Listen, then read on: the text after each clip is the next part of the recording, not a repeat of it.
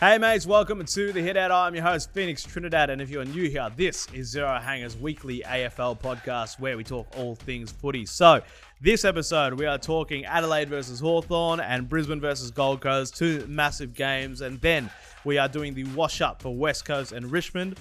Melbourne have appointed Stephen King as their new senior coach. We talk about that and the Merrett trade saga. What is going on over at Essendon? Also, draft matchmaker for Essendon, Melbourne, and Port Adelaide, and then we preview the two prelims. So, obviously, massive episode, lots to talk about. Subscribe to the YouTube channel if you haven't already. Let's get into it.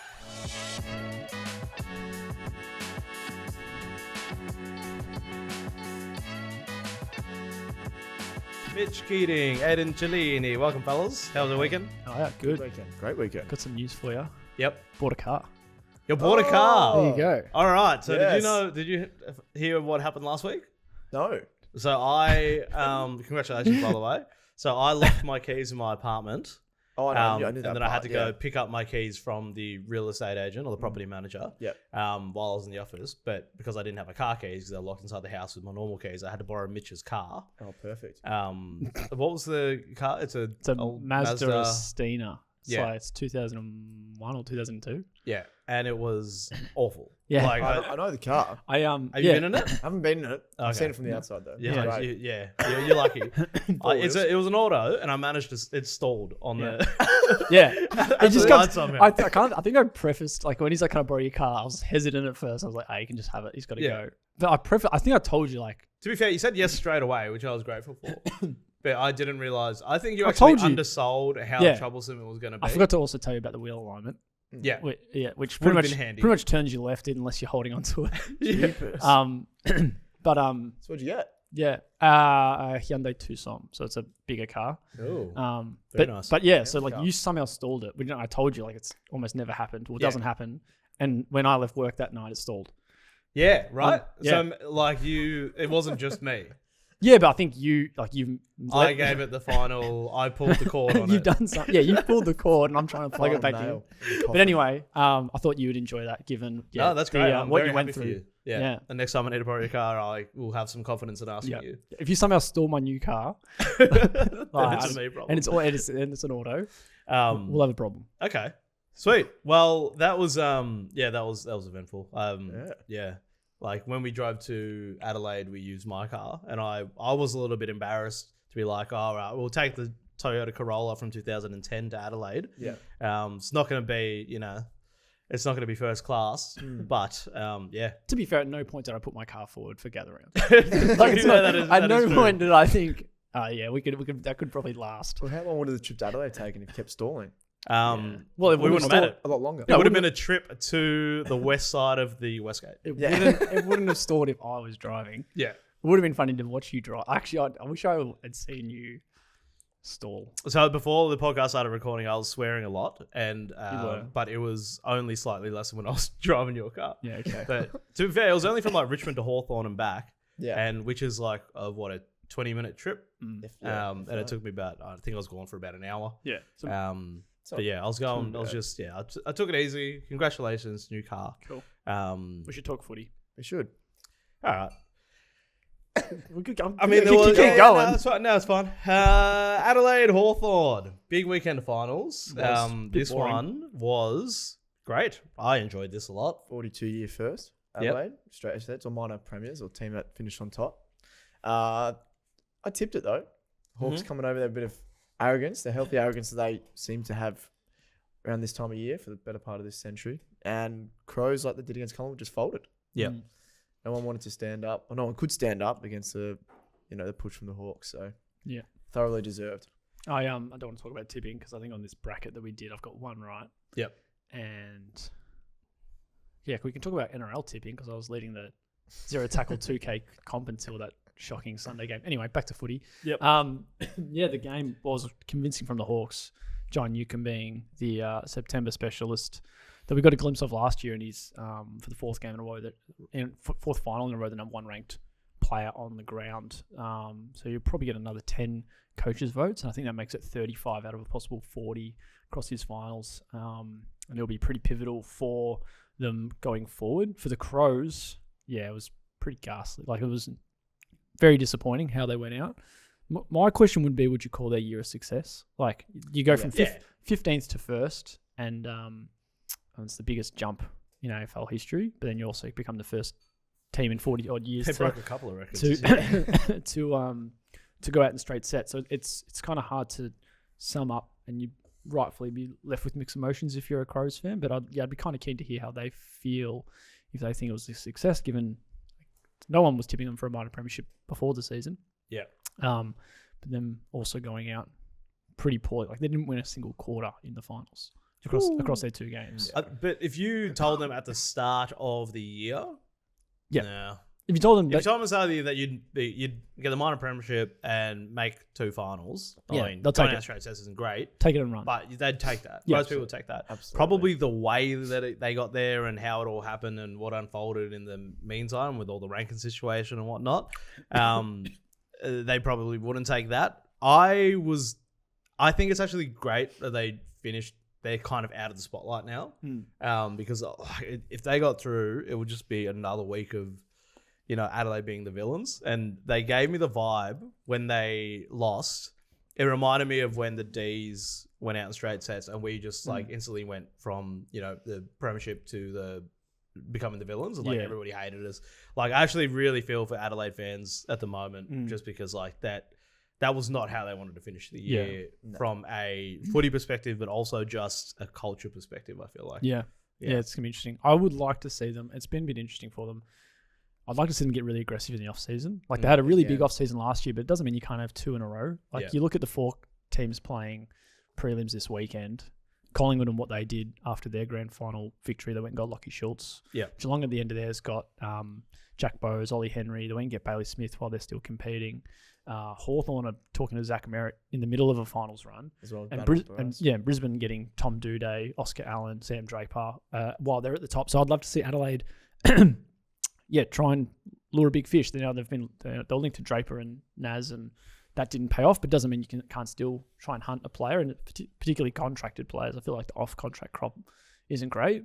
But what we're seeing is more and more, pretty much 1 in 3 players who move clubs were contracted. So I'd love Adelaide to just get a bit aggressive and just try and lure a big fish, just to keep that build going a little bit and don't just be stagnant and be happy with what you got. Well, they have to. I mean, the best teams, even as you said, they win a premiership. They go out and they get some of the best players in the comp to make sure that they maintain their position in finals contention. So if you assume that you've got the list to do it, they might have some really good players, but they do need to top them up with probably star talent now. They've got probably the middle rung players there with, the Neil Bullens and Peatlings. They're really good contributors, but they probably need that X factor to take them to that next stage, which clearly they've fallen short this year. Yeah, they're going to learn a lot from where they ended up. Getting finals experience into that young crop is really important. Yeah, I mean, the teams they played against, so obviously Collingwood, they beat them a few weeks earlier in just a home and away game, but Collingwood have been there for the majority of the last few years under Craig McRae. Hawthorn as well, so close last year against the Power, but knew what to do in a hostile crowd. They almost did it last year, whereas Adelaide,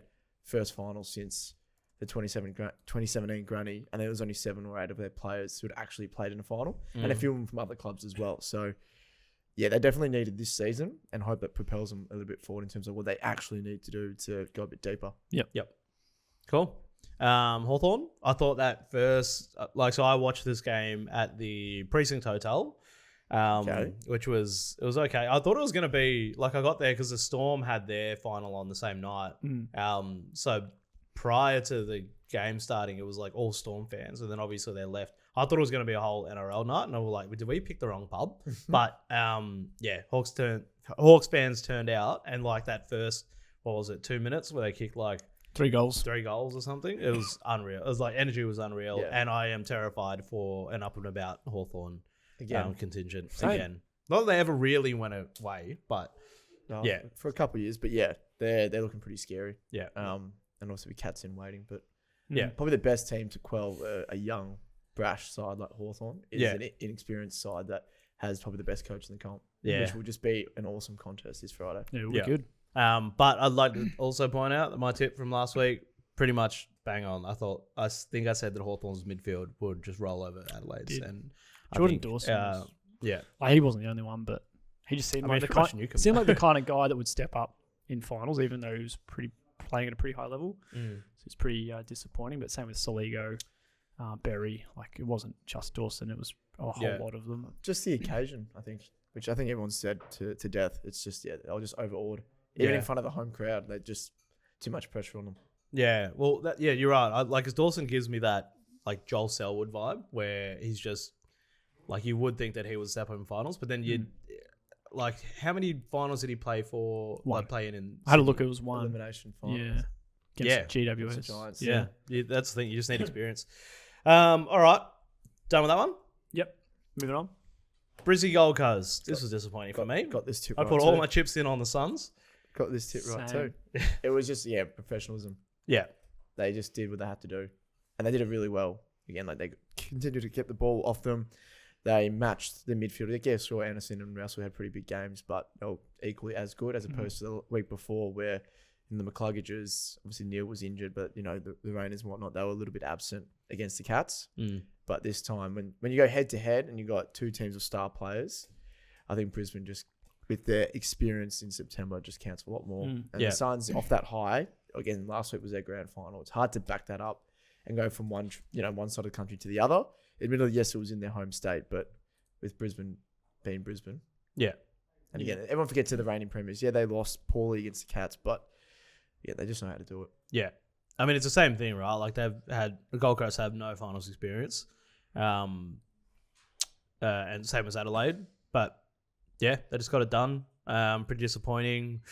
I thought it wasn't too bad from Gold Coast, like, all up, but yeah, I expected a little bit more. I thought it was going to be a tight one, to be honest. But like, shout out to Brisbane to get it done without Neil and their other injuries and stuff. Yeah. I thought that was like one of their best performances in finals. Then I think Neil definitely is in obviously their best 20 there. Everyone knows that, but the fact that they can then chuck a few more magnets through there, and I think against Geelong it proved like they were a bit flat-footed. Now, again, Neil might have been a bit underdone. Obviously, McCluggage hampered, but when you chuck in Bailey and Rayner, it just causes and creates chaos. And when Gold Coast midfield is going, no, we're going to be with what we've got, as opposed to trying to quell the opposition. If they don't win that contest, they're done. Big turning point was Harris Andrews to Ben King. Like, quarter time, Ben King was looking like he was going to take them to a prelim. 2 goals from 3 touches. They move Harris Andrews onto him, and he has 3 more touches for the night for no return in front of goal. So it'll be interesting because Harris Andrews doesn't often take the best key forward, and he had to on this occasion, just given that, I guess, King's support is Ethan Reid, and it's probably a bit of a step down. But it'll be fascinating to see what Brisbane do this week, because you'd think Collingwood might deploy Mason Cox again, and he's, 211 centimetres? That's 11 centimetres on Harris Andrews alone. I think it would be 17 on Darcy Gardner. So if it's maybe Gardner on my check, but does Andrews take Mason Cox, who's probably not the best forward, but he's going to be a big target for them. But they just have no one else who can match up with a 211 centimetre tall forward. So it'll be fascinating to see how they use Harris Andrews, if they go straight him to Cox and try and get him to move away from him and impact the my check matchup, or who else they got, Membry matchup. But those two are a lot smaller, and I think smaller than Gardner. So it'll be fascinating to see how Mason Cox is used and how Harris Andrews are used this weekend. But yeah, I mean, before obviously jumping ahead to maybe we'll preview the game, I think Collingwood would do something like that. As we've seen, Harris Andrews has such a big influence in the defensive half for Brisbane. He wins the ball back, and he's arguably one of the best defenders in the game. So a player like maybe Membry as a defensive forward, or even Cox, which I think could actually probably beat him, just to actually give him something to think about. Because I remember even that grand final, they put Billy Frampton the whole time. So I think Collingwood will do something similar, because as you said, they've got Leicester after that, Starcevic, they kind of, and Darcy Gardner, they kind of lose a bit of height there. And then you can maybe get an isolation of my check on Gardner, which Collingwood will probably be happy with. Yeah, that's probably it. Like, the tagging forward roles for a tall's hard, because you're attracting an extra tall next to one of your other talls. And like you said, it isolates one, but you really have to make sure that matchup is going to work out well, or you're just going to have to be ready for a ground level game, which Collingwood are pretty good at anyway. So, Same question for the Suns. Successful year? Tick. Yeah, absolutely. Duma said at the start of the year, just need to grow the fuck up, and I think they did. Beep. Well, I'll beep it. Yeah, I'm editing this. I know when I swear. I think that was this year as they've really matured. And it'd be hard to not tip them for top 4 next year based on what we saw this year. And the winning of the final as well. So they didn't just get there just to make up the numbers. They actually made it to the final 6 and obviously blown away by the Lions. But yeah, definitely tick. Yeah. Yeah. And Drop the magic. Cool. Cool. Alrighty, so we're talking about the finals teams, but we don't want to neglect the bottom of the ladder, just for, keep the engagement up and whatnot. And West Coast, start at the bottom, bit of a wash up. Yep. What do we think? Well, what they did well. What did they do right? Harley Reid. What did they do right? They won a game. They won a game. Yep. What did they do wrong? They won a One game. game. Well, the worst season in the competition's history. Doesn't read well. But I think injuries probably had a bigger toll. Like, they didn't lose as many players, but the players they lost are pretty significant. Like, you don't have Jeremy McGovern for half a season. Yeah. Oscar Allen.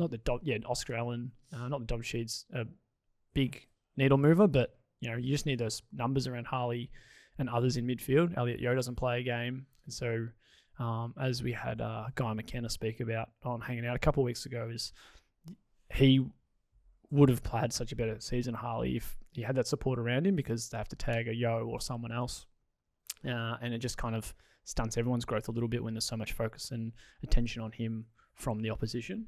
Jack Graham, I thought, had a good year though. Liam Baker, best and fairest winner, good year. So the recruitment was good. Ruben Jimby, never having played key defender before, having to hold up that job all year, did a great job. And Brady Hoff, I think they found a winner in, already knowing he was a good lockdown defender, but moving him into midfield. Yeah. And I think McCarthy. Tommy McCarthy is just going to free up some of those guys as well. So they've found some good wins. I really like Archer Reid up front. I think Job Shanahan, long leg Job. They've got some nice pieces. It was a tough year with new system, injuries, and expectations already were low. But yeah, they can come out with knowing they've got pick one, and they'll just move on to the draft. Did you understand what their system was this year? Like, what type of game they were trying to play? Because for me, whenever I watch a West Coast game, I was just like, what am I watching? What I gleaned was that they were trying to move the ball quickly through hands and use their fleet of foot. Now, when you probably don't have the talent there, it's hard. as well as a new system, you're trying to develop young kids and also implement a new game plan. It just looks awful at times, which it did. Yeah. But when it came together, and again, there's a few games this year, obviously they contested quite well. You could actually see what they're trying to drill into them. Now, that could take 2-3 years to get it going, let alone develop the particular players, but also get them into the Andrew McQualter style. So, yeah, I understood what they were trying to do. It was very Richmond-esque. Obviously, McQualter spent a bit of time there as well in his assistant coaching days. But I think that's just the game now. You have to create more opportunities. You have to put speed on the ball, because slower ball movement just allows the opposition to set up way too easily behind the ball. So, speed kills, and obviously they're trying to do that. Yeah. Confidence is the other thing. When you've got such a young core, trying to build that confidence to bite off bite off what you think you can chew. And that's what we saw with McCarthy when he came in. He just came in with this confidence. And it was just a elite kick from the offset to slingshot some of that attack, and that's probably when we saw some of that form turn in their favour a little bit, even though they didn't really pick up the wins. So there's some good signs, but I don't think it's all that bad for West Coast, despite what the record low season tells you. Yeah. It's still a fail in terms of pass or fail for this year, but what they did do right as well, the West Coast fans turned up every week. Can't deny that. Still, second highest membership this year out of all clubs? Like, that's unreal. I wish Melbourne fans were like that. All right, going further up the ladder, Richmond. What did they do right? What did they do wrong? I think they started the right way at the draft, and they all. They won the first game. Yeah, that was pretty much that was from there. It was a winning season. Yeah, at round one. It's a pass. People questioning if they were going 2-1, and winning 5, and being in a few other games as well. That's pretty impressive. But yeah, hopefully in that sense that they don't kind of fall into this false hope that we've won 5. We're a year later, so of course we're just going to maybe improve. Yeah. No, there still need to be work that needs to be done, and still need to go to the draft. Still need to develop the players the right way as well, and then continue obviously to work at Uzo's system. But yeah. Big tick. I think they have shown other clubs a new way to rebuild. Like they bottomed out a lot, and not every club has a Martin, a Rioli, or Bolton, Graham, and Baker to shed in an off season. But I think what we saw was, if you are going to bottom out, do it in one big blast if you can, and turn that around into a nice set of kids quickly. The issue does come down to the quality of the draft class. You need to know the talent that you're going to be looking toward if you are going to cut ties at a particular time. But for a club like Essendon, who's trying to figure out if they cut a few of their top line players and focus on the draft, it was a pretty good example to look at. Issue for Essendon would be that there is a consensus that this year's draft is a bit weaker, so that's where their hesitancy might come in. But big ticks both off field and on field for the Tigers. But it's so I was going to say it is also the timing of that was probably the only time they could take that approach with Tasmania coming in a couple of years as well. That's the other thing that clubs I did think they nailed it, and they nailed the timing and with the coaching turnover as well. God, I wish we kept Uze. We'll talk about this next, but I think they've done really well. I think they took confidence in those recent premierships. Like you got Essendon fans who, again, everyone continuously repeats their 21 years since their last finals win, and even St Kilda kind of in that boat, maybe Carlton as well. But Richmond fans and the club go, okay, we won flags. Yeah, some of the older players might not get one again. Yeah, but this is what we're doing, and they did it again. They didn't half-ass it. Excuse my French. Yeah. They went all in. It's a lot of French on today's show, isn't there? Yeah, if we put in the stuff that we were talking about before we went on air. Pre-show. Yeah, it's quite a French podcast. So it's a pass for Richmond, and we'll talk about the rest of the teams in the following weeks. Do you want to kick off this next one? Yeah. He's got a coach. Stephen King. It's not Nathan Buckley. Yeah, were you surprised? I was a little surprised, actually. I thought it was happy though that it just wasn't Nathan Buckley. Like in a way that he's probably might have been the best coach. With Bucks. I was okay with Bucks. Not saying that it wasn't Nathan Buckley. You didn't want him, but they didn't just pick the guy that everyone thought they were going to pick. Like there's an attractive outcome in that they. It seems like you can have 5 guys here, and one is they called it a boat race. Yeah. But they've come away with a completely different name, and there must have been something that stood out in Stephen King. So that's I think that's, as a neutral and asking you, I think that would have been something that you would have been proud of. I think the fan base, I think, is a little split. A lot of people did want Bucks, and I think a lot of people just are upset with Stephen King because they don't know who he is or don't understand. But you look at his resume, you want to take anybody from the Geelong system, one. Yep. But he's been around the block. He's been and I think it was 8 years that they wanted minimum. And Bucks was a good. I did like the story of it, the narrative of it. Yeah, as a Melbourne supporter as a kid, he still had some unfinished business as well. But you look at all the most successful coaches in recent years, your Craig McRae's, your new appointment, you give him. You don't want to take an old tried and true coach. Yeah, it's even for the really good coaches, their second goes don't go well. Yeah. So for a guy who had a long time, I think Mick Malthouse ruined that for everybody because little bit. I reckon that was when I was like, oh no, you don't want a second. I reckon he just did that to get the games record. Potentially. You reckon? Yeah. And then because it ended so badly with Collingwood, sort of on a topic, where did he go? Yeah. Carlton. Well, I said that there was that positive thing that they didn't come away with Bucks because maybe they saw something in King. The issue is that maybe they did want Bucks and he was just too focused on Tassie. Yeah. But I sense that if that was reality, they wouldn't have rushed. They wouldn't have said we need to appoint someone this week. They would have waited for him to go through the Tassie process, and while knowing that King will be a backup, not really the words you want to hear if you're a appointed coach, but it's not like that's the terminology they're going to use. They'll just delay the process, allow Bucks to dip his toes with Tassie, and then if he didn't want to go to the Devils and you wanted the Demons, then they would have had that option. But I'd like to think that's not the case necessarily. Yeah, I think it's worked out perfectly. Yeah, the type of coach that Melbourne want is someone that is contemporary, and I heard the CEO speak about it as well. Is it Dave Guerra? And he was saying that what King provided, not that Bucks didn't, but it's essentially the contemporary coaching aspects to it that you can attribute to the Max Gorns of your footy club, but then also your Harvey Langfords and your Xavier Lindsay's, and that's the art of coaching, is connecting that whole group as opposed to maybe Bucks, which seems like he's going to go to Tassie, that he can create from the bottom up, as opposed to Melbourne, who probably still have quite a lot of talent on their list. Yeah, absolutely. And I think the interesting part for D's fans going forward is, I think Bucks and King did seem like they would approach it in similar ways in terms of their relationship with players. Yep. Because I feel like one of the things was good is that he was really close with a lot of his players, but maybe then he had his favorites and then he was probably a little bit too close. Yep. Whereas I feel like Stephen King and Bucks probably would have held, kept that relationship at a proper arm's length. Yeah. So I'm curious to see where it goes. Hopefully, flag So- next year. Let's just assume that everyone that's important stays, your Clarys and your Tracks. What's your expectation for next year now? Better than this year? Oh yeah, like it has to be better than this year. They're Like new what do we have? coach. 7 wins or 5 wins? Something. Seven. Seven wins. Seven. Yeah, Yeah. 7 wins. I think as long as it, because like I don't think we were that far away in terms of game style, and I am curious to see if he changes the game, because we were adapting to trying to be a bit more of a faster play, especially outside of stoppage, and that's the way the game's going, and so I assume King's gonna carry that on because that's just the way the game is trending anyway. But it just, you have to have wins on the board. And, Well, but and we forget, like, I think 6 of their losses as well under 2 goals. Yeah. 10 points. Again, that's again, obviously that is a big difference, but you turn 7 wins to potentially 10 or 11, yeah, and then the coach departing, and you get someone else in. It could turn around really quickly. yeah, As far as lists, if I was like a new coach and I had to pick up any of the 18 lists, it'd be up there.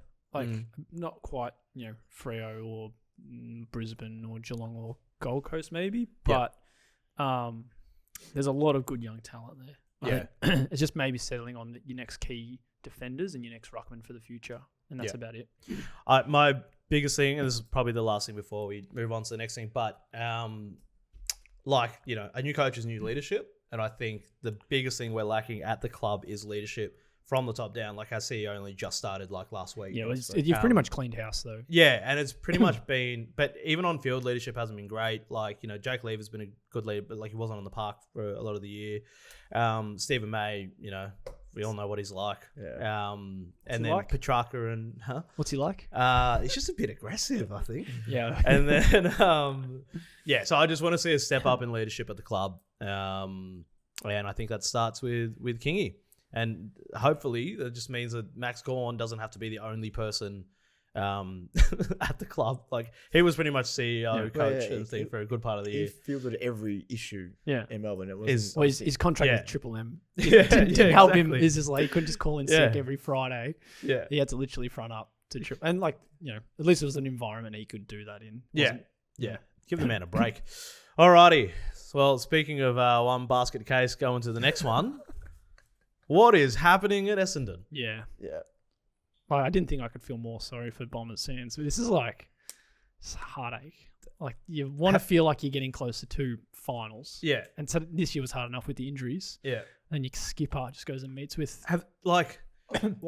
Sorry. Sorry, I've spoken to a couple Bombers fans. They're like, if he goes, he deserves better.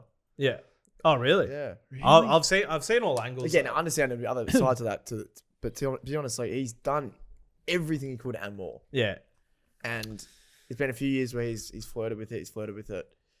No change. And then it looks like they're going headed to the draft again, which means Merrett, if he stayed there, maybe 4 or 5 years' time, they might be developed enough to actually contend. It's like, well, he's 34 by that point. I think there was one issue that was reported that he sees the young crop of kids coming through, and he doesn't think that when they are ready for a premiership, he'll be there. Yeah. That's fair though. Like, he's 30 or something. 30. Like, yeah. But like, it's just like, I know not every good player has to have a premiership by the end of their career. I know Well, everyone wants one. Yeah. And I guess this is a way to get it, but I just hate how contracted players can now just kick up a fuss and pretty much just turn everything to turmoil. Like, what are Essendon supposed to do? Even if they do keep him, like, he can't be captain. No. And then you've just got this guy who doesn't want to be there for a whole year. I don't think they've got anyone that comes close as a leader of his quality and B, a player of his quality. And it's just like, if you have him playing 20% worse than what he did this year, it's a big problem. You need a lot of other guys to step up. Yeah. I see him as a type of person and a professional that, he might be stripped of captaincy, but if he's told how you're staying as an Essendon player, again, revisit it in 12 months' time, but he'll go, you know what, all right, I'm here now. I don't think he'll want to... He won't jeopardize like his value. His own reputation. No, I get that. I think it's probably It's a bit rare. far now. It's kind of already. No, as in as a quality player. As a- Like, as if he a on-field. he would think, you know what, if I'm going to try and get a trade next year, I got to play the best I can and get the best contract and set myself up. He'd hate to be that type of person, I imagine anyway, that would not only then want to explore a trade elsewhere whilst under contract, whilst as a captain of the Essendon Footy Club, but also then be told that, maybe you're not as good as what you were because you've ruined that reputation, or you tarnished it anyway by not producing on field that you have for the better part of a decade. Yeah. I think he would still continue with that drive and then maybe still want to go out.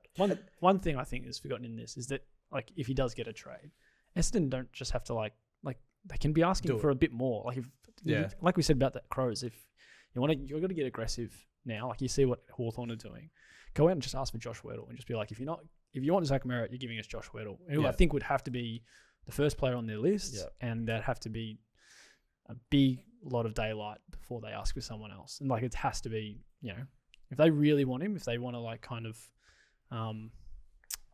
make their move in a finals campaign and ruffle a few feathers, then Essendon have to do the same. I did see someone on Reddit post Essendon should just start making up rumors that like Hawthorn have offered them Will Day and Josh Weddle, and just really like really F with their on this today's episode, really fuck with their with their like in the middle of the finals campaign, all these rumors that all these players are like on the table, and then just like it's not true, but like just ruin their season and then keep Merrett and walk away. But a question without notice, and I understand that Merritt's met with Hawthorn and he's keen to go there, contender. But what if arguments say they go hey, you can have Jed Walter, Alex Davies, and pick 3. But and this is what my point is that Merrett and these types of players have so much power that they'll ruffle feathers and go, I want to go to this particular club. So the club is then forced to deal with that or have a potential disgruntled player. It's not like, well, hold on, you want to trade? Yeah, we'll explore the rest of the competition and the best trade, because I guarantee there'll be a lot of clubs that will put their hand up for Zach Merrett. Oh, absolutely. But because Adelaide, there you go. Go do it. Yeah. But the only thing is Hawthorn, he's only met with Hawthorn. He's flagged he wants to go to Hawthorn. And then Essendon are like, well, either we go deal with Hawthorn and potentially being strong-armed just to get him out of there because he wants to, or keep him and he already shows that he wants to leave. I'm trying to think of a scenario where someone wasn't really up for trade and then they went and met with someone and then another club swooped in finding out. I think Jaeger O'Meara had that a couple years ago. He was linked to GWS and then all of a sudden he was really keen to move and he ended up going to Freo. Yeah. Wasn't quite the case with Buddy. He was definitely leaving. It was just a matter of where. But it'd be fascinating if someone else rocked up and said, hey, we're like... I think you nailed it with Adelaide. I think it's perfect for him to go there because, one, they're going to be contending for the next few years. Yep. And two, like, with both Adelaide and Merrett, I don't think I've ever seen, like, any club or person, like, so quickly become the villain of a story, of a narrative. Yeah. And, like, I think they should both just lean in. Because you're like, all right, we're the bear guys now. Merrett to Adelaide, and then win a premiership, and everybody hates them, but then that's good for footy. The only thing I can think of is who they trade. Like, I don't think they have the picks. Yeah, they wouldn't have any. It'd have to be Josh. Huh? They went after Naz. Yeah, they went after Naz, but like, step 1 is getting them to turn their head. Step 2 is getting it'd be the Josh Worrell or Jake Saligo. I don't hate that. Like, not both of them, obviously, but like they're 2 Victorians. The thing though too is that Merrett is like he wants a lot. Like his pay's gone up so many times in the past 4 years. That's the other thing. Didn't he get? He's got a Lambo to pay off. He does. Yeah. Like, didn't he get a revised deal? The last couple they gave him a revised deal. They didn't extend it, but just they just paid him more. Because that interview with Brad Scott was so interesting on AFL 360. I think it was last week, and like. He brought that up like quite a bit actually, where it's like we've negotiated and renegotiated with Merrett a couple of times, and just they've basically given him everything he's asked for, and then he's still sort of shopping himself around. Yeah, I wonder if like what would satisfy them is if he did move. Like Hawthorn obviously pay his contract, but if they're sending a player, they also have to pay for who they send. Yeah, like they'd want to try and make some money back. If I don't know what he's on now, but it'd have to be good money if that revised fee is pushing at the end of his deal. Yeah. But also, what is it with Sam Mitchell and meeting with captains? But why not? But like, it's always specifically Sam Mitchell. Like, he must be the most seductive person. Yeah. Like in football. I think he utilizes his wife as well. Yeah, she has a big role. Josh Battle, I think Tom Barras as well was part of that. Obviously, he's been seen with Harley Reid at weddings. Like, he's just ahead of the game, and I think he just doesn't care because he said it on record that many times in Hawthorn as well.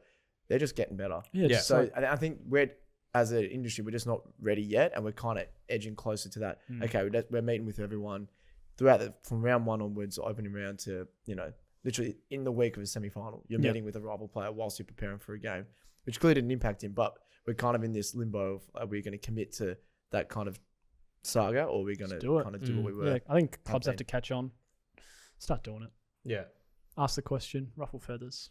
If it doesn't work, who cares? Like the best thing. But it's senior coach though, like not just. Yeah, I get that. It's not like, this manager's. Weird. The best thing that Sam Mitchell did, I know they're not getting Oscar Allen, but the best thing he did was interview Oscar Allen right before his team's bye week. So he talked to Oscar. I think it was on a Sunday. They don't play until like the following Thursday or Friday. So by the time the news had come out Monday, it was like 10, 12 days old. And like by that point, they asked him, but there'd been about 6 stories between then. Yeah. And it's not much his problem. It's pretty much like threw the grenade and walked away. Yeah. And it's everyone else's problem to deal with. West Coast like had Oscar Allen front media and really like with a statement, and Sam Mitchell was just on his bye week, just having like watching it all unfold. And yes, it wasn't successful, but I loved it. It was just perfect timing to just leave all the attention elsewhere, and none of it was placed on the Hawks because none of them were up for media. There was no game on. It was genius. Yep. Cool. Agreed. All right. What a saga. All right. This next segment is brought to you by getdrafted.com.au, Australia's #1 selection for local footy talent. Post your player profile now. Get noticed, get challenged, getdrafted.com.au. So this is Draft Matchmaker. We are matchmaking with potential draftees. We're going to go Essendon, Melbourne, Port Adelaide. Where do we want to start? Let's go Bombers. Bombers? Go draft order. What do they have? We did, so if you're a West Coast Richmond and what do we do? West Coast Richmond North fan. We did those clubs last week. Next 3. So Bombers, pick 4. They've also got pick 5 and a couple in the 20s. They might get another top 10 pick if Sam Draper's exit gives them bound one compo. Plus you add in Ridley and you add in Merrett. Yeah. Could be a busy period for the Bombers. But so what do they need to replace Zach Merrett? Well, that's the thing there. To look at that, I mean, either that or a key defender. Now, I'm not too sure how deep it is in that sense, the key defensive prospects. But yeah, if Merritt's departing, which seems could be leaning that way, is that the most like? Is it their midfield though that needs? Probably. I'd say it's like I think it's like a damaging midfielder. Like they've got like a forward mid. Yeah, what Perkins was, they had hoped Perkins would be. I think makes sense. Okay. So I think, who you got for us? Those lines. Sam Cumming out of North Adelaide, maybe in that Isaac Heaney frame, can play forward, can play in midfield. We know Essendon liked Mateus Phillip, who in the 2022 draft, and they didn't select him. So Sam Cumming probably in that mould, has proven himself for South Australia. And for North Adelaide seniors in the sample level, has some great games against experienced guys at that quality, which is probably the best outside of the AFL. So yeah, he'd be one around that pick 5 mark. I wouldn't be surprised for sure. Yep. So the D's up next. So we have first pick is 23. Oh, that was because of last year's dealings. Yeah. So I think that was a win-win. It's fine. I'm okay with where we're at this year, like in terms of but in terms of what we need, like. Young. I don't know. I'd feel like I'd rather recruit or trade for another tall forward or so. But same with the ruckman, I'd say. Yeah. Yep. I don't know. What do you reckon? Half forward. Don't need midfielders. Yeah, maybe like a. No, you got Cozzy. I think you're all right there. And just that key defender. Key defender wouldn't be bad. Who's your next key defender? Jed Adams. Yeah, like Turner's good, but should be playing permanently back next year. Yep. Yeah. Key defender. Yeah. That's a tricky one. We talked about this last week, didn't we? Because Harry Dean's off the record. What do you pick? 23, 24. That probably balloons out to pick 30. Maybe someone like Max Kondo-Giannis out of Oakley Chargers. I think we talked about Xavier Taylor last week, and he's probably in a similar frame. More of a lockdown option than intercept, but he might be at the back end of the first round, early second, which is kind of where you are. Yeah, I think early second, maybe a Max Kondo-Giannis. Just a question without notice, though. Yep. How many picks are in this first round? Expecting? With all the expecting? Yeah, with all the father sons academies. I say it balloons out to about 25, 26. So you're looking at about +8. That's similar to last year, I think, as well. Yeah. Last year was like 28, wasn't it? I think. Something? 27 or 28. The year before that was 29. Yeah. The thing for you, I think for you guys, though, you're in a good spot because I think there's going to be some bids early. And then there'll be a big period of no bids around that, probably maybe 10 to 12 mark through to just after where you guys are at pick 23. And then I think early second round, around where you are, could get pretty dicey, but there'll be a few bids there. But you guys might be one of them to put bids on anyway. So it'll push you out, but you're still picking from the same pool of open prospects anyway. So it's not like this big dramatic, we're getting such a worse play. You're just not getting the quality that the pick would suggest where you are currently. Cool. I'm not like, to be honest, this year going into the draft, I'm like, all right, whatever we get. I'm pretty happy with like where the list is sort of at, as long as the next guys up keep developing. When you got Kalani White, he'll be solid. Toby Cinema's one of your NGA boys. He's promising. He might be like a Cat B rookie list guy at the end. So, you've got some nice names you're tied to, and it's more just who you get with your first pick or two. Yeah, love it. Who we got? Port. So the following pick 24. After D's, that is. How'd they end up at pick 24 again? They traded theirs to Gold to the Coast. Suns. That's right. They got fleeced. Like somehow they lost Dan Oh, yeah, Houston that's and a right. first round pick. Yeah. Oh, I the forgot about that. coach was injured. What's weird? Kocius and Joe Richards, and they did get Joe Berry, Berry. but they also traded last year's first. Yeah. They just It was a shocking deal. flipped But it anyway, they're also not at the draft this year. But I think from a prospect, I think either a running halfback Yep. to allow Bergman to go almost full-time mid, or even run with. Again, he can obviously flip through. Yep. And then also allow like maybe Jason Wolf-Francis to spend more time forward, so you can kind of use those guys in conjunction. But then also, I think a small forward, they lost a few through retirement and delistings. Okay. Joe Barry is obviously quite young. Yeah. But they've got George Yardley's got Tom Marshall hopefully back. Jack Lacosha's hopefully healthy. But the small forward fleet, they've tried and failed a few times with a couple. Joe Richards looks like he's okay. As I said, Barry's not too bad, but maybe another one that's just fleet of foot, exciting. Yeah. That they can use to build with the other forwards that are quite young too. Yeah, Noah Hibbins-Hargreaves out of Dandenong. Can play as that damaging mid forward though. Not necessarily a halfback, not necessarily deep forward, but I think he could be a match winner if you played him in a pretty much like what Murphy Reed's done this year. A bit later in the draft, which could be in their line anyways, Cam Nan, local, so Central Districts out of the Samful, can play halfback and can play forward. Like he kicked 7 goals at the Champs in one game this year, but is also noted to potentially be a halfback at AFL level. So they're probably 2 names. I think a dream recruit for them would be Jacob Farrow. Might be a bit early for them, but can play halfback and through midfield. Would be a nice addition. So they're kind of 3 names for Port fans, but all in different kind of ranges of the draft. Small forwards is tricky. Lockie Doverston way too early for them, I think. And the next best few small forwards are all tied to clubs. So it's hard for Port if they want a small forward in the range they're in. Love it. Cool. Yeah, that was our draft matchmaker segment brought to you by getdrafted.com.au. Alrighty, let's get into the previews. Best weekend of footy, I reckon. Prelim weekend. Easily. Best The weekend big of footy. 4 this century. I was just doing some research. Since 2000, 14 premierships have been won by these clubs. Yeah. I think So we have Richmond's 3 out of 4. Let and me look at Sydney's the had a couple as well. So you can chuck those guys in the mix in terms of most dynasties. Most prelims, Geelong 15 this century. Geelong 15, Collingwood 12, Brisbane 9, Sydney also 9, and Hawthorn 8. So out of the top 5, you got 4 of them. Port also on 8, though I should say. But it's just the more things change, the more they stay the same. Kind of vibe. Rich get richer. I'll have a question at the end of both the previews, but let's just get to Hawks and Catters on Friday night. What time is this one starting? 7:40. Yeah. Okay. Yeah. Hell yeah. Huge.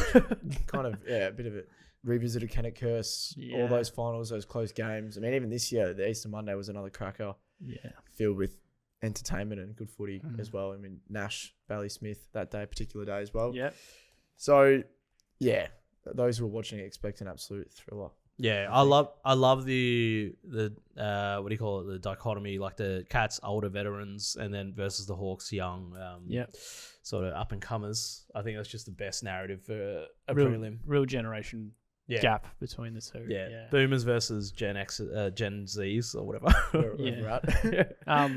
Well, the whole Can It Curse thing will be interesting because obviously we had a nice streak against them and we've been pretty solid against them the last couple of years. Like they haven't beaten us since 2022. But the whole thing was we never beat them when it actually mattered. Like 08 grand final, all the way through to the 2013 prelim. Yeah. There was the Isaac Smith kick that worked in our favour, but obviously we didn't go and end up doing anything with that. So it's I had to double check in my brain who he was playing for. Yeah. I remember it, but I can't remember who. 2016. Yeah, that was the qualifying final. So there was a bit of that throughout that period. It would be interesting to see if it kind of continues or it's kind of a new era of that, which I think it would be. But it's going to be a good game. As a Cats fan, the 3 teams I didn't want to come up against in finals were Brisbane, Hawthorn and Collingwood. So it'll be great that they're the only clubs that we get to play now anyway. Yeah. Like I said, Cats have done it pretty comfy against the Hawks. It was a little closer this year, but pretty comfy against the Hawks in more recent years. But this finals is just like different. Yeah. And they're fine. They are. Aside from like that 15, 20-minute burst that the Giants had in week 1, they've been faultless against both GWS and the Crows. So, and then they're back to the MCG. Where, again, they've done it on the road twice. Now they're in front of home. Yeah. Like, I think what Geelong maybe needed, not that this is the only thing that's going to help them, is they just needed the Hawks to be banged up a little bit more than what they probably did. They cruised against the Crows. Did they have any injuries out of that game? No. There was some talk that Ginnivan and Gunston pulled up a little lame, but I think the word from the Hawks was that they're fine. So it's going to be fascinating. A few big matchups, like Oisin Mullen take Jai Newcomb, and if he does, can he actually quell him? Like, ran with Cluggage and did a great job, and he usually takes more of the runner guys, whereas the contested ball winners are usually Mark O'Connor's area. So it'll be interesting. Him or Tom Atkins just at stoppage. I think Newcomb, the way he's playing, I don't think Mullen, as good as he's been, and as you said and perfectly pointed out, that he's more the running type. So I could see him on Jarman Impey or Carl Amon. Yeah, I actually don't hate the Carl Amon call. Impey too, but I think Amon's better. So if you're going to run one of them as Amon. Atkins, just run him at stoppage, and then someone O'Connor can potentially just come through. I feel like if there's a loose ball and Jai Newcomb and Tom Atkins go at it, there could be a crater in the middle of the MCQ. The other one's Jack Gunston. I wouldn't mind Connor O'Sullivan getting the job on him, and then that way you can just use Stewart and Guthrie to relieve him. But then who takes Chol? Maybe DeConing / Blitzarves. Mitch Lewis hasn't been all that threatening. But he could pop up if you wanted to. I feel like he still has that in him. And then Ginnivan Watson, I have no idea. Yeah. like Humphreys and Martin. I don't know if they bring Buse back. Like I said, if you got O'Connor and Mullen playing further up the field, but that was one thing that they've done with Mullen is teach him how to play back. Yeah. And maybe he does just sit a bit deeper on a Ginnivan or a Watson and just pester them. Yeah. All game. So a few interesting matchups throughout the field. I reckon I can already tell that you've thought about this so much. And the thought of it is just like slightly terrifying. Dreading it. Absolutely dreading it. I think the part for me that's always interesting with prelim, especially when you finish, top 4, you win your qualifying final. Like, because I'm not a big fan of the pre-finals bye, and then you win the qualifying, and then you have essentially a week off, and then you come into the prelim. I like it because it's insurance for stuff like when we had COVID. Yeah. They had that extra week in WA for teams to quarantine. Yeah. This year they had the Cyclone Alfred delayed game. I think it gives the flexibility. I know it's shit for some of the clubs. But it's more form and momentum. Because you look at Hawthorn, as you were saying, like the role that they're on right now, then just roll straight into the next week. They're not banged up. It's just, that's going to be really interesting just from a whole team form kind of thing. But Bailey Smith up against I don't know who's going to be more chatty. And then Hawks, Cats also have had just a weird off week with the whole Smith stuff and not usual that any Geelong issues are actually out in the media. It's strange. Doesn't help when you literally give the finger to the media, but and then reportedly abuse another one. It's just can't hide from that. Weird. The photographer of all people. But I think both these teams are good at playing the villain, so I don't know who I want to win. I think the Hawks come out hot, and then Cats just grind them down. I was going to say the same thing. I think if Geelong can get their kind of defensive half game, and Tom Stewart's probably been really good the last 4 or 5 weeks. Yep.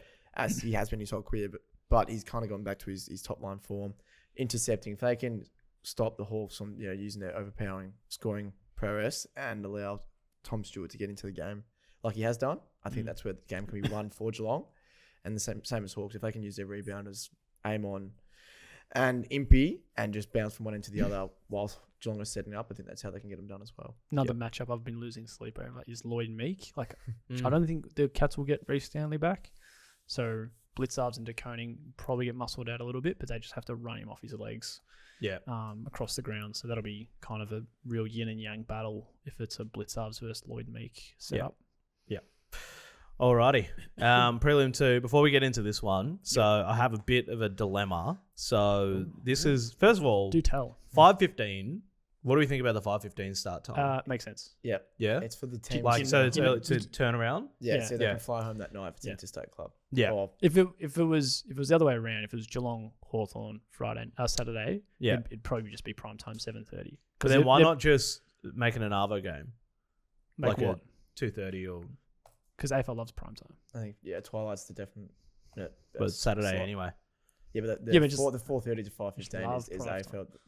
That's their That's a thing. favorite. Right. Anyway, so I have a wedding on Saturday where I am a groomsman, and the wedding is in the CBD. Right. So it's going to be, and it's like we're going to be out and about, where like as a wedding party. But the more important thing is what is an acceptable amount of times to check my phone during a wedding reception when I'm part of the bridal party. They invented one of those like camouflage AirPods yet? You can just have. That's not a bad idea. I've got like one of Like- those open ear, like it's Nah, almost like a hearing aid type thing. As long as it can't be seen, you can just hear the comms. Yeah. Just Well, wear- I've got, yeah. maybe if I wear my hair I'll down, wear your hair down. That's what I was and then I thinking. can. I yeah, think can be- as many times as you go to the bathroom. Yeah. Because if you I drink, go to the bathroom quite a bit too. yeah, so, well, there you go. Yeah. Like, But like, is no it one's- bad form to like be at the bridal party table and just Yeah. like checking the I phone would say yeah. I reckon. underneath I like reckon. during the speeches? I reckon if it's before 3/4 time. Yep. Yeah. Unless the bride asks for you to check the score. Yeah. Because it's her day. But like, I know this is going to be an Italian wedding, by the way. Yeah. So like, there are going to be a lot of like Collingwood fans there. A lot of Collingwood true, life yeah, members it's that like- we know They about. might even just split out the scores then. Yeah. You might not even need to check your phone. Well, Yeah. get the old primary school teacher and just roll in a TV on a trolley. Down the front. But like, if the like, because 5:15. So what time would the final, like the last quarter, be starting? Probably around what? 7? Quarter to 7. Quarter to 7. I'd say after 7. Yeah. 7:20. So I'm hoping. Because if it's a 3:15 game, it usually wraps up at 6. Yeah. So Oh, yeah. 5:15 would wrap up at 8. So 7:30. Yeah. So if they're smart about it, then maybe that's when like dinner's being served. So like it's acceptable to like have your phone out, just watch the Are last. you going to sort of- propose that they move the timing of their event just so they I can line up may dinner or with may already have proposed a couple of things, but That's Yeah. a dilemma. So if yeah, it is a dilemma. If it becomes really hard, just don't watch it at all. Yeah. We'll do a live watch if it's worth it. On I don't think. Well, we're going to be in the CBD, like close to Punt Road, so we're going to hear everything that's happening as well. And if Collingwood, you get up, I reckon they might be barging into the like. There's going to be a lot of celebrations. So, Anyway, thanks for your input. Speaking of next week, it's probably a bad time to do it because we're live on air. Yeah, Are we doing this Brownlow thing? yeah. Yeah, cool. We'll do a Brownlow live stream. We're live streaming the Brownlow as it happens. We've got some fun punishments Yeah, in the mix. We haven't quite settled on yours, but it might involve a tens machine. yeah. And mine will be. We have some other discussions. Yeah. And mine will be I'll have to put on another t-shirt or shirt every time Nick Dacos polls a vote. Yeah. So that'll be fun. Yeah. We'll be streaming it here and on YouTube. So feel free to jump in. We'll have some answer some stuff. We'll talk about the prelims and grand finals still, but that'll be a fun little night to make the Brownlow a bit more exciting than what it is. Yeah, it's usually boring. Yeah. All right, let's talk about this prelim. So Collingwood versus Brisbane, Saturday twilight. How you feeling? Nervous. Yeah. Yeah, just the way, like Mitch said about the Hawks, he was hoping that they were a bit more banged up in their semi-final. They walloped the Crows, and the Lions did the same thing to the Suns. So, again, still no Neil, no Hipwood, maybe lacking some other personnel. Obviously, with Payne been out for most of the year, but again, proved that they can do it in this time of year. Same as Collingwood. So, I think it's going to be another close game. I'm thinking 2023 grand final. I think it'll be areas like very similar. Flip of the coin. Do have confidence in the Pies, given the fact they had the week off. Looks likely they might get Howe and Hill back. In what capacity, obviously, we don't know. I'm thinking maybe Hill was a sub. But that means they're almost at full strength with the week off as well. Played really good against the Crows. And again, as I said, they've got that experience under their belt. So Howe straight in, Hill straight in? I would say so. And then obviously the unlucky ones, Rowan Steele and Will Parker, probably the two that have gone in previously when these two have come out for various reasons. So Or Hill sub. I think Hill might be sub. Yep. And I mean, a fair sub to have. Because, you don't want to also ruin the mix as well. That one, obviously the last 2 games, they were playing relatively poor prior to, but again, you played really well in Adelaide. You earned the week off. You don't want to ruin that mix too much, which probably should have won by more in the end. But I think... I was pretty convinced on Collingwood until I saw what Brisbane did without Neil. Now it's a bit... Yeah. I think it'll be whoever wins that midfield battle. But I think it will be Brisbane. You reckon? Darcy Cameron probably gets an upper hand. Well, McInerney's back. He's it's just like... He's banged up, but I mean, he's had a few weeks back. out. He's back. I think that helps him a lot. Yeah. Like Fort, you could manage. Yeah. And then, Ty Gallop and Sam Day obviously previously, but McInerney, even if it's 50-60% of game time and just switch him with Fort, I think that gives Brisbane a bit more confidence in the midfield. Obviously without Neil. Yep. Yeah. Thoughts? Yeah, I don't know who to tip. I think I tipped Brisbane on our tipping, but that's because the points were there. Yeah. And I need them. So unreliable with your tips. Yeah, I'd like to see Bobby Hill play. Jeremy Howe should play. Maybe it is the Pies. I think I'll back the Pies in. I think it's Pies. I think we're going to have a Pies Geelong grand final. Oh, boy. Which is, I mean, I guess good for this podcast, but this comes into my last question segment for the podcast. I hate everybody that is left in the final series. And as a neutral, and I think a lot of neutrals are now in this dilemma where it's like, who do you even go for? Because it's the worst possible combination of teams. You'd go for Brisbane, surely. I know Melbourne fans kind of hate they Brisbane. won it last year. Yeah, but that's the thing. Like, it's no harm done. Like, they won it last year. They'll win another. That's fine. Yeah, but I don't like Brisbane either. That's what I'm saying. Melbourne fans are probably maybe a little different. Yeah. But, like, I don't know. Where do you stand on would you prefer to see your state win it, or would you prefer to see your non-close rivals That doesn't even come into question when it's Collingwood, Geelong, and Hawthorn. That's what I'm saying. Like, I'm in the really bad spot where I think I'm going to have to be going for Hawthorn because it's been the longest time since they've won one. But then also it's Hawthorn. But I don't know. I just don't, I'm going to put this to the audience. Who are you going for? Everyone should make a case. Their fans should make a case as to why you should support their team. Yeah. I am not doing that. To be fair, I think I live down the road from Ginny and the Wizard. Yeah. So I think that, and I see them all the time. For some reason, I think that helps. And their address is 41. just for all Cats fans out there. It's not far from. What's from a Collingwood fan? What's the why do you guys deserve? Yeah, what's the sell? We've got Tim Membry. He's likable. I went to high school with Tim Membry. Whoa. But he's already won one.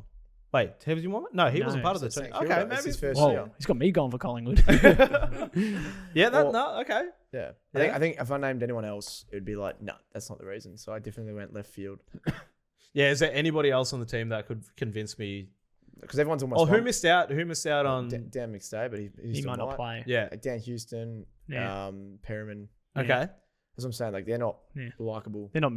That might be it. Geelong. We got Catman.